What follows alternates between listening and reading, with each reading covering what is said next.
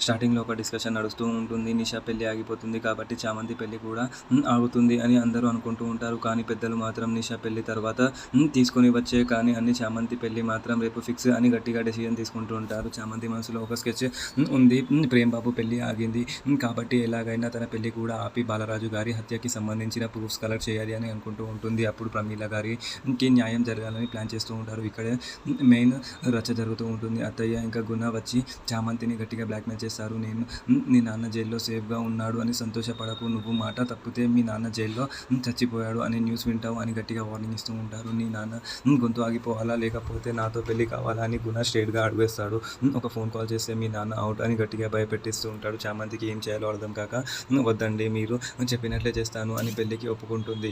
చామంతిని లైన్లోకి తెచ్చాక నిషా ఇంకా వాళ్ళ టీం మెంబర్స్కి ప్లాన్ వేస్తారు. ప్రేమ మనసు మారకుండా ఉండడానికి రాత్రికి బ్యాచిలర్ పార్టీ పెట్టి ప్రేమ్ని అక్కడే లాక్ చేయాలని స్కెచ్ వేస్తూ ఉంటారు. రేపు పెళ్లి జరిగిపోతే ఇంకా ఎవ్వరు ఏం చేయలేరు అని వాళ్ళు నమ్ముకుంటూ ఉంటారు. మన నెక్స్ట్ ఎపిసోడ్లో ఏం జరుగుతుందో అనేది చూద్దాం.